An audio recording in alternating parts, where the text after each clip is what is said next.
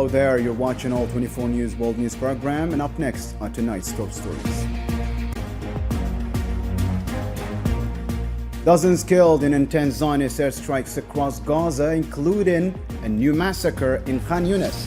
On the eve of Eid, grief overshadows celebration in Gaza, but some still cling to traditions amid the devastation.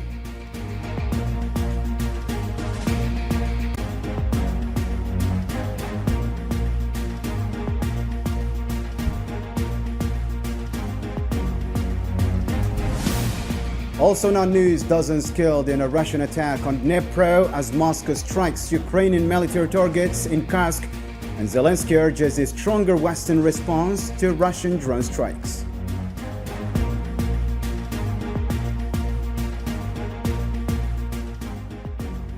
Coming up as well, Sudan's army seizes the largest RSF stronghold in Omdurman as authorities confirm the release of 4,000 prisoners from RSF detention in Khartoum.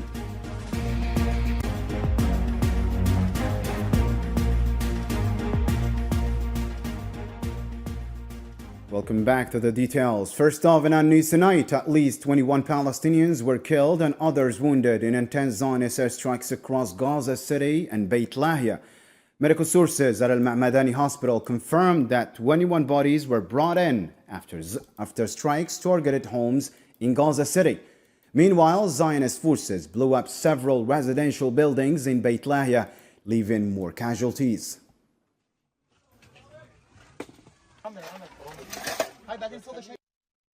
Similarly, 11 Palestinians, including 2 women and a child, were killed in a Zionist airstrikes on Khan Yunis, southern Gaza Strip. According to the Palestinian Information Center, 6 members of the Qaydah family, including a woman, were killed when artillery struck a home in Abasan al-Kabira. Additionally, a drone attack on a vehicle carrying displaced people in Qizan al-Najjar killed 4 more, while another airstrike on a tent in Al-Mawasi claimed 1 life. They launched 2 rockets toward his tent, at him and my sister and her husband and her children, and they didn't explode. They started to run in the street. A quadcopter ran after him and shot him, and he was killed. He's newly married. He got married last week. I was telling my wife I need to get him a gift. He's not connected to Hamas or Fatah. He's only a hard worker and an educated man. The Palestinian Ministry of Health in Gaza reported 26 martyrs and 70 injuries in the past 24 hours. In a Saturday statement, it said the death toll from the renewed Zionist assault since March 18 has risen to 921, with 2,054 wounded. This brings the overall death toll from the ongoing Zionist aggression to 50,277 martyrs and 114,095 injured, with many still trapped under rubble and on the roads.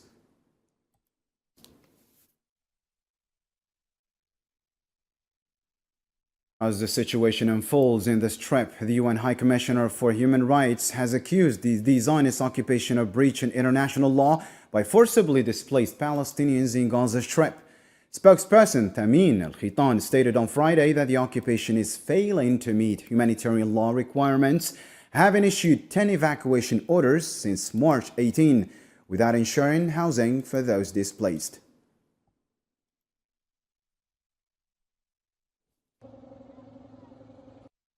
In the West Bank, Al-Quds Brigades, the military wing of the Islamic Jihad movement, announced that its fighters ambushed Zionist forces storming Tamun, southeast of Tobas.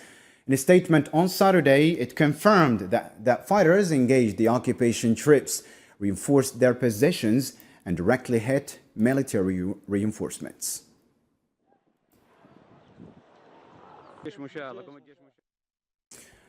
Hamas chief Khalil al-Hayya confirmed on March 29 that the group accepted a ceasefire proposal from Egypt and Qatar. Meanwhile, the Zionist entity began ground activity in Rafah to expand its security zone in southern Gaza Strip, resuming bombing and operations on March 18 to pressure Hamas for hostage release. وقد تسلمنا قبل يومين مقترحا من الإخوة الوسطاء. 2 days ago, we received a proposal from the mediating brothers in Egypt and Qatar. We dealt with it positively and agreed to it. We hope that the occupation will not obstruct it or strain the efforts of the mediators. Amid the devastation, Gaza's Eid is one of loss and displacement rather than celebration. Yet that despite destruction and grief, its people hold on to resilience. This year's Eid is a powerful reminder of their unwavering spirit and strength. More on this story with Yasin Urtin now. Unknown Soldier Square in central Gaza, once a vibrant center for Eid celebrations, now lies in ruins, with makeshift tents sheltering displaced families. This stark contrast from joyful gatherings to survival under rubble highlights the devastation brought by ongoing genocide. It was magnificent and joyful celebration. We would go and pray in Nano Soldier Square, but now there is no Eid at all. The whole place is filled with tents and ruins, preventing us from enjoying Eid. For many Gazans, Eid was once a time of excitement, new clothes, toys and community festivities. These memories are now a painful reminder of the destruction that followed brutal bombings, leaving homes and lives shattered. 2 years ago, days like these were days of joy. We prepared for Eid by buying clothes and making traditional pastries. We had a home and a life completely different from the one we live today. Today we have nothing. This war is the cause of everything we are going through right now. Gaza's markets, once bustling with Eid preparations, are now quiet and emptied, reflecting the grim reality of war. The economic toll, along with the loss of loved ones and livelihoods, has overshadowed what should have been a time of celebration. The situation is very difficult. We don't even have money to buy clothes. The atmosphere around Eid is very difficult because most of relatives, my uncles and my brothers, were all killed. This year's Eid is even more difficult than previous ones. Yet despite this overwhelming loss, Gaza's resilience remains unbroken. In the shadow of destruction, its people refuse to surrender and leave. Eid will be celebrated, not just as a tradition, but as an act of defiance. A testament to the enduring spirit and resistance Gaza will honor life, even in the face of unspeakable tragedy. Elsewhere in the Middle East, the Lebanese National News Agency reported that the Zionist forces dropped 2 sound bombs on residents in Yarun Nabatiya district amid fresh threats of forced eviction in southern Lebanon. Meanwhile, a new wave of displacement hit Beirut's southern suburbs as a school near a building targeted in Friday's raid was evacuated. The first strike on the capital since the ceasefire began.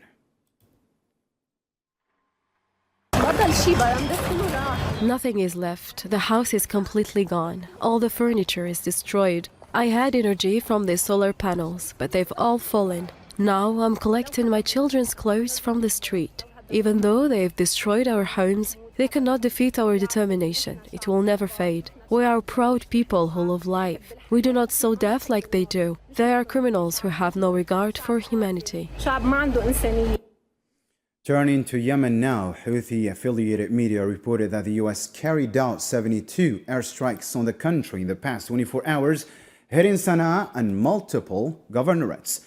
The attacks killed 1 person and injured 3 near Sada, north of the country.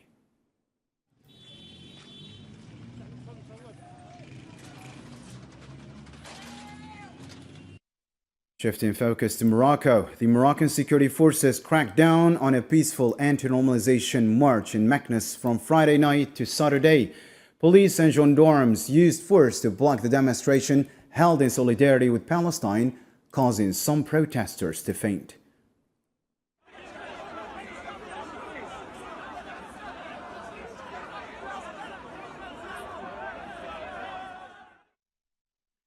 In a similar note, thousands of Moroccans took to the streets Friday to protest Zionist aggression on Gaza and demand an end to normalization. Demonstrations erupted nationwide, with hundreds gathering on Rabat's Mohammed V Avenue. Organized by the National Action Group for Palestine, the rallies condemned Gaza's suffering and urged cutting ties with the Zionist entity.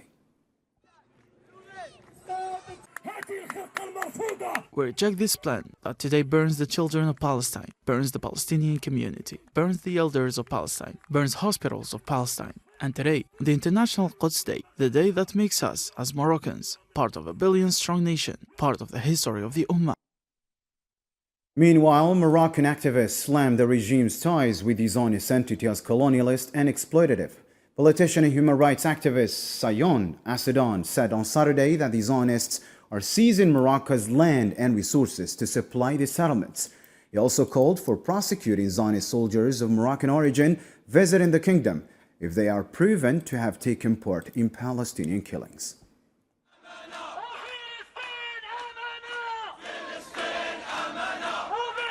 على كل يعني نوعية العلاقات معهم علاقات استعمارية. Overall, the nature of the relations with them is colonial. For example, when they come to Morocco and take land for avocado or date plantations, it is because their agriculture is in crisis, particularly the water crisis. They came to the West because there was water, and the company producing avocados in the occupied Palestine came here to grow them. This is an exploitation of our natural resources, our space, our water, and our land.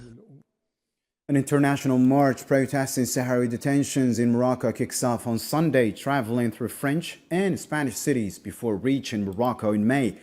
Activist Claude Mengen Asfari says the aim is to urge governments and the UN to act on Sahrawi prisoners' plight. The Keep media site reports that Mengen, whose husband is serving a 30-year sentence, seeks to expose what she calls decades of repression by the Makhzen regime.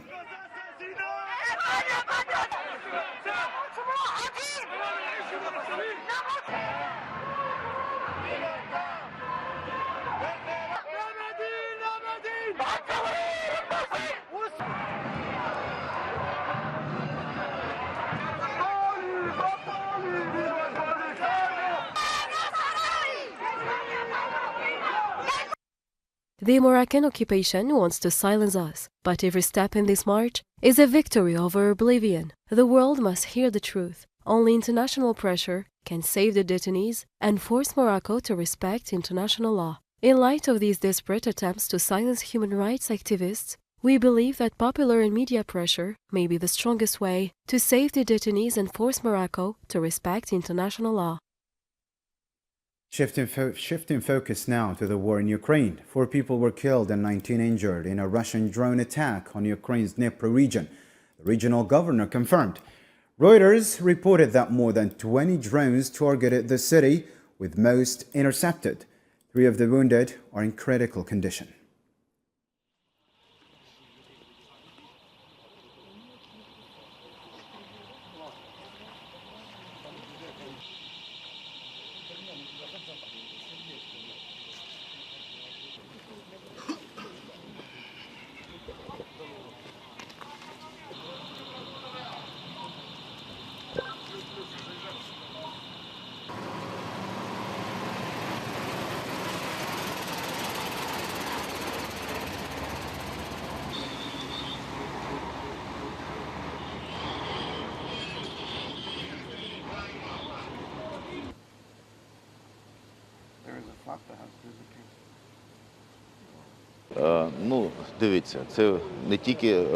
The attack happened not only tonight. There was an attack the day before yesterday. It's a terrorizing of civilian population. It is a mass terrorizing. These are the most massive attacks on our city in 3 years of full-scale invasion. We hope for a ceasefire. We're normally peaceful people and we hope for this.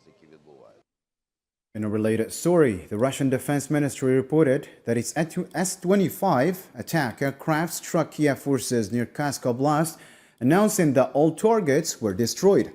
Meanwhile, a squadron of 8 Geranian drones hit a drone assembly site and a major ammunition depot in Kharkiv region on Friday.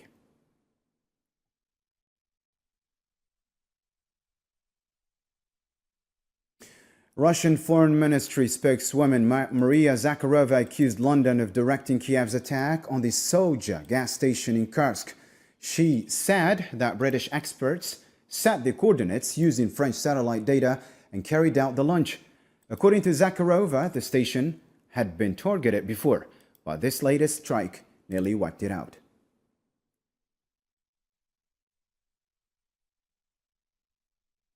Ukrainian President Zelensky urged West nations to respond decisively to Russia's ongoing drone attacks, which targeted Ukraine overnight.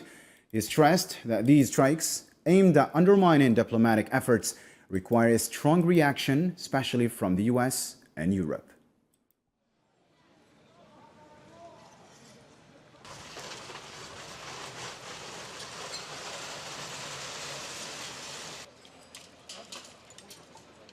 Ми очікуємо реакції. We expect a response, a serious one. We are working to ensure reaction. Strong reaction is needed, especially from America, Europe, and all those in the world who rely on diplomacy. Russia must be forced into peace. Only pressure will work. Today, I spoke with the Commander-in-Chief, Alexander Syrskyi, about the situation on the front lines and the areas where our forces are operating inside Russian territory, while maintaining active measures that prevent the occupiers from advancing into the Sumy and Kharkiv regions.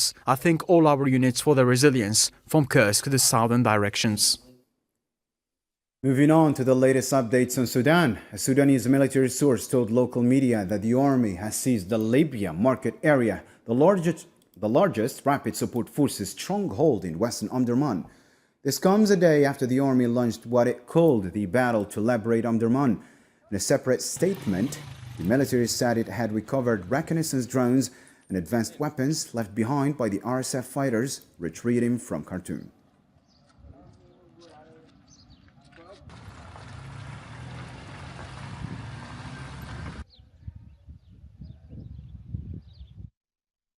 Similarly, the Sudanese government announced that more than 4,000 prisoners have been freed from Rapid Support Forces detention centers in Khartoum. In a statement Friday, it condemned RSF's abuses against detainees and urged the international community and human rights organizations to take a firm stand, push for an end to these violations, and hold those responsible accountable.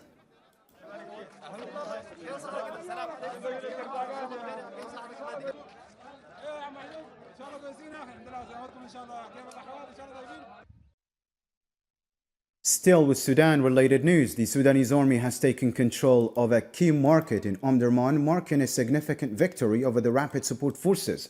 Despite this, Army Chief Abdel Fattah al-Burhan warns that the country's ongoing conflict has left Sudan in a dire humanitarian crisis. Sofian Kanturi reports now. The Sudanese army announced on Saturday that it had taken control of a key market in Omdurman, Khartoum's twin city, which had been used by the Rapid Support Forces as a base for attacks. In a strong statement, Sudanese Army Chief Abdel Fattah al-Burhan condemned the RSF for their atrocities, expressing the profound anger and pain of the Sudanese people. He made it clear that there would be no forgiveness nor negotiations with those responsible for the violence. The atrocities committed against our people and the bitterness that these criminals have inflicted on people, their images, sounds and renewed wounds make the option zero in dealing with these criminals and their supporters. Burhan's remarks follow the Sudanese military's declaration of victory over the RSF in Khartoum, claiming control of most of the capital. Despite this victory, he acknowledged that lasting peace is uncertain. The path to peace and ending the war is still open. The suffering of our people in the areas controlled by the terrorist militia, the siege, destruction and killing, especially in al-Fasher, and the necessity of spreading peace and reassurance throughout the country. All of this is possible and the way is clear, which is for the rebel militia to lay down its weapons or the wheel will turn against the oppressor. The conflict, which has been raging for more than 2 years, has had devastating repercussions on Sudan's population. It has sparked widespread ethnic violence, triggered what the United Nations calls the world's worst humanitarian crisis, and led to famine in several regions. Still in Africa, the UN Security Council strongly condemned the terrorist attack by armed group on Kokoro in western Niger. In a statement, the Council members reaffirmed that terrorism remains a major threat to global security and called for those responsible, including perpetrators, organizers, and sponsors, to be held accountable and brought to justice.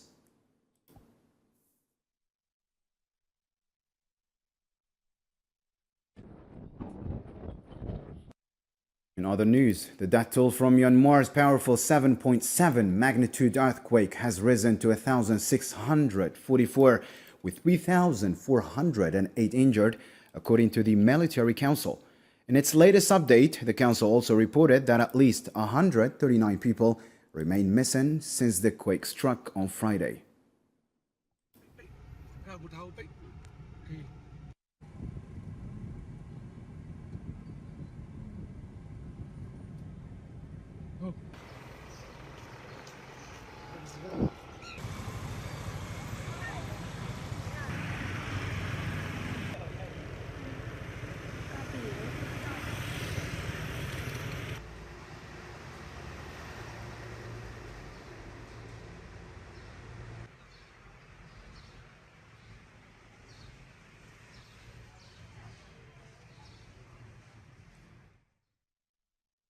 Now let's catch up on more international news stories in the News in Brief with Salman Assib.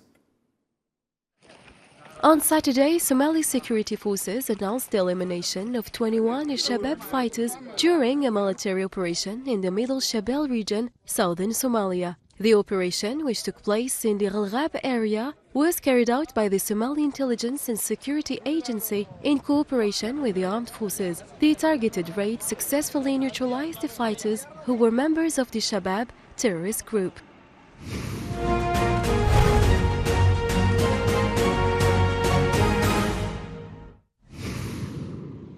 Guinea's transitional president, General Mamadi Doumbia, announced a pardon for former President Moussa Dadis Camara, citing health reasons. The decision, made through presidential decree broadcast on national television, comes less than a year after Camara was convicted and sentenced to 20 years in prison for crimes against humanity related to his role in the 2009 massacre.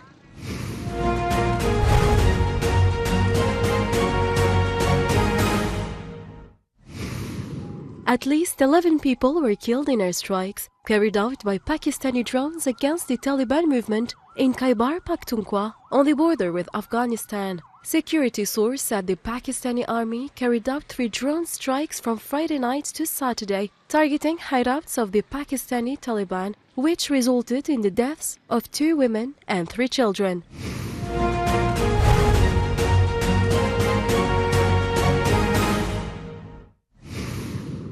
The Chinese army announced a patrol in the South China Sea on Friday, following U.S. Defense Secretary reaffirmation on Washington's commitment to the Philippines. A spokesperson for China's Southern Theater Command stated on Saturday that the Philippines had sought foreign support for joint patrols and promoted illegal claims in the region, causing instability. That wraps up our news program for tonight. For more updates, you can always check our social media platforms. Thank you for tuning in. See you next time.